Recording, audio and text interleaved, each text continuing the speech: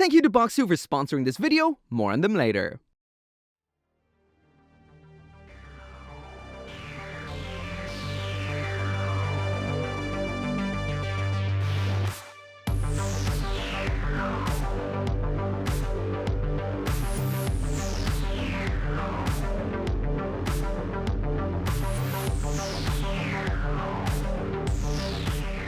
Hey, what is up everyone? Welcome back to another review, and today I'm taking a look at the Metal Robot Spirits version of McGillis Farid's dual blade wielding Gundam, that is Gundam Bael. So, before I mention anything else throughout this review, I will mention I'm just going to go with the pronunciation that is on the box right here, which is Gundam Bael. But if you call it Gundam Bael or Gundam Bael, well, it doesn't really matter so much, does it? Now let's check this out.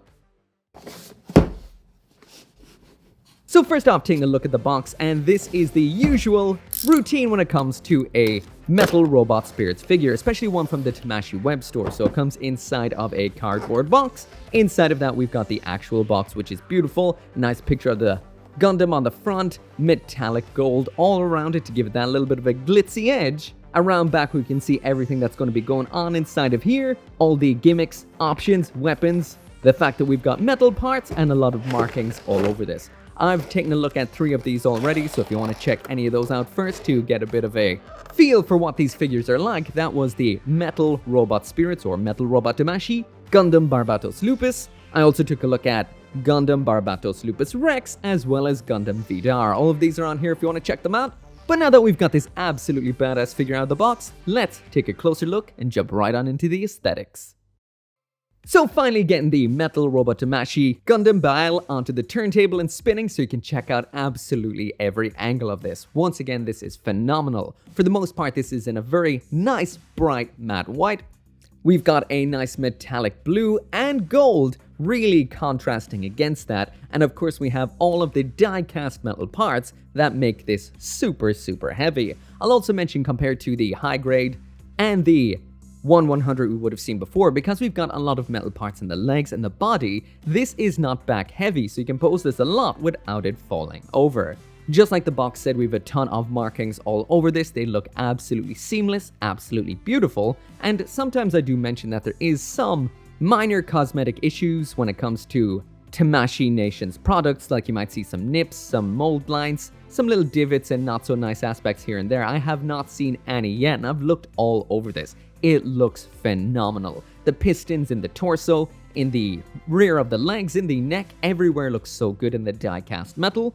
And everything about this looks spectacular out of the box. Its killer gaze, those absolutely massive wing-like V-fin antennas. This thing is incredible. Spiky parts, pointy bits, and the overall general proportions and silhouette on this, just like we would have seen with the previously released figures from this line, are, well, sheer perfection. Get such nice shapes, bends, looks out of this, and it's just so perfect out of the box. This really does blow away any of the model kits I've taken a look at so far. Let's check out what comes inside the box. Sitting down to watch some Japanese mecha anime? Then you need some Japanese snacks. Boxu is a monthly subscription service that delivers premium snacks and tea pairings right to your door. Each Boxu features a new theme, providing a gourmet journey through Japan each month. And Boxu is the only company that partners with 100-plus-year-old family snack makers for genuine and authentic selections. The first Boxu you will receive is called Seasons of Japan, and following Seasons of Japan, you will receive a new monthly themed box like this one. February's theme was Pink Valentine. Each Boxu is packed with snacks, and it comes with a cultural booklet that tells you all about the theme, where the snacks come from, details on the flavors, and it even teaches you a few Japanese words and phrases. I lived in Japan for 6 years, and one thing I miss the most is the snacks. These Petite Noribe really take me back, as this was my go-to brand of bite-sized snacks.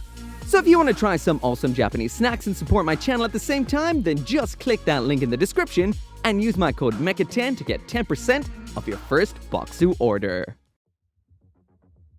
So now jumping into the accessories, and there is absolutely everything that comes in here, and this comes with quite a bit. You might notice we've got 4 swords and some effect parts and more in here, so let's take a look at everything one at a time, I guess. When it comes to the hands in here, we've got a grand total of 8 hands. When it comes to the ones that are not for actually using with any of the weapons, we've got this pair of clenched open hands that I've had on for the entire review so far. These are great, and combined with the fact that we actually have a fully articulated wrist which has a hinge in the middle, 2 ball joints on either end, you can get some really over-the-top, dynamic, flexed poses out of this Gundam right here. As well as that, then we've got a relaxed pair of widespread open hands and a pair of fists as well. So now moving on to the weapons, and first off in here we have a mount for the swords.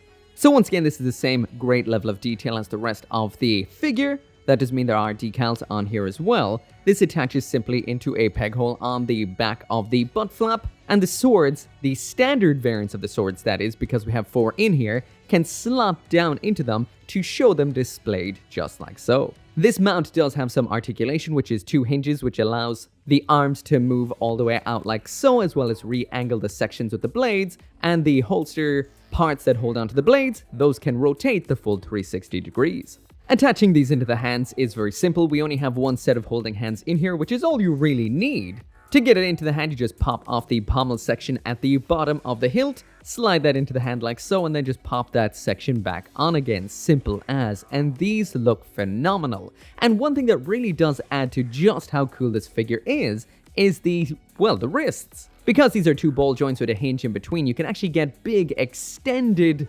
over-the-top, exaggerated poses out of this without the need for changing hands. These are some nice wrist joints, these are some very nice hands and wrists, so they get the job done spectacularly in a simple but effective way. So as well as this standard pair of swords, we also have a second pair which have an exaggerated end, aka they have a big old fat end compared to the standard version. These attach in the exact same way, so that is pop off the pommel, slide them into the hand, and pop the pommel back on again. And the point of these is to take what looks like this and make it into this. So more like a kind of exaggerated, animated anime kind of pose. This is a very nice extra. And if that wasn't nice enough, we also have this effect part in here. This is made of 2 segments that can pivot on each other, and this clips onto the end of the super large ended sword.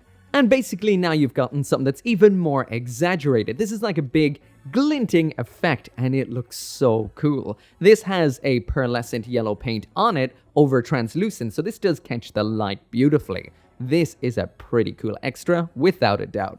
So this right here wouldn't be a Iron-Blooded Orphans Metal Robot Spirits figure if it didn't come with some crackling eye effects. What we get in here is in a nice pink, but I will mention these seem a little bit flatter and not as vigorous as what we would have seen with the last 3 kits. Even Gundam Vidar's crackling eye energy, even though it was quite small, at least looked like it was crackling off in a few different directions. These ones feel a little bit on the flat side, but they do look a little bit slower burning than what we saw on the other IBO Gundams so far. To attach these clip onto the V-fin, so this could end up damaging the paint over time if you're popping it on and off again. And if you do get in very, very close, you can actually see the clear clips that are holding these on. Regardless though, they do look really cool and add a lot of dynamic, evil aura to the Bael right here.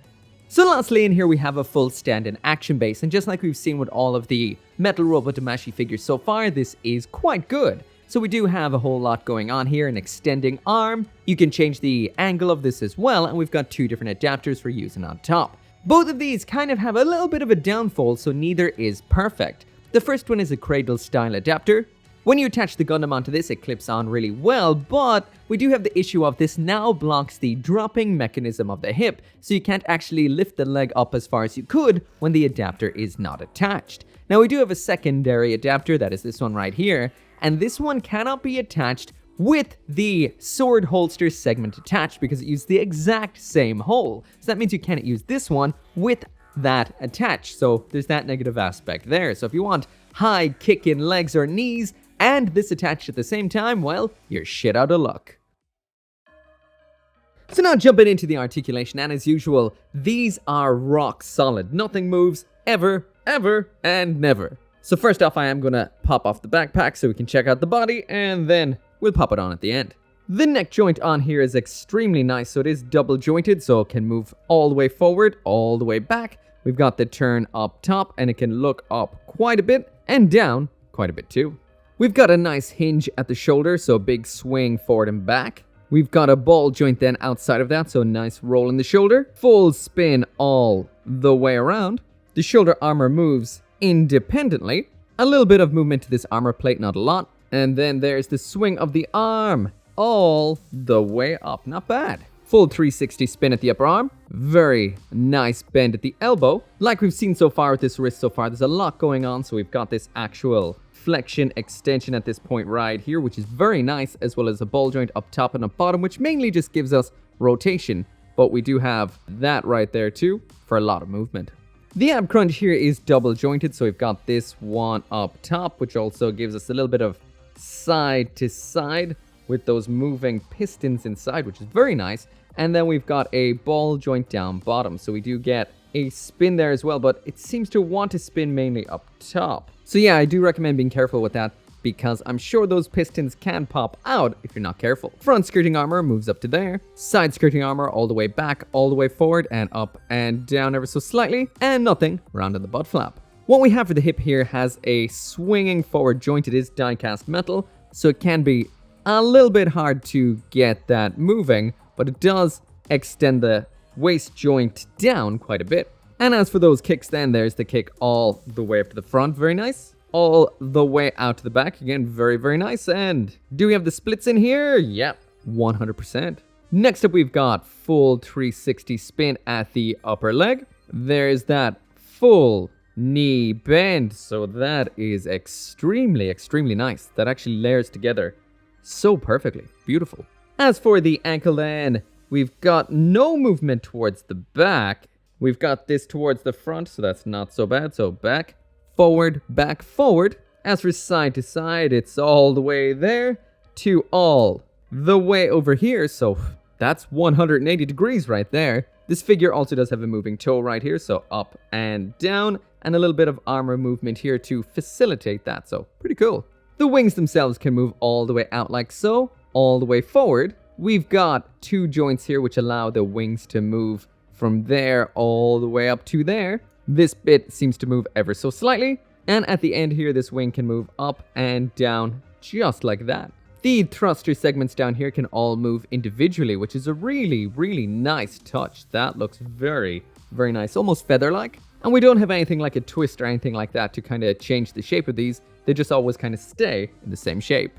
So yeah, just like we've seen with the previous Iron-Blooded Orphans Metal Robot Tamashii figures, the articulation on this is incredible, mixed with such a rock-solid build that these will 100% blow your mind. So when it comes to the Metal Robot Tamashii Gundam Bael from Iron-Blooded Orphans, this once again is absolutely phenomenal, just like we would have seen with the last three of these. That would have been Barbatos Lupus, Lupus Rex, and Gundam Chimaras. Out of the box, it just looks phenomenal. The proportions are great. The paint on here is fantastic. The quality is off the charts. And those die-cast metal parts always make me very happy. They add weight in all the right places so it doesn't fall over.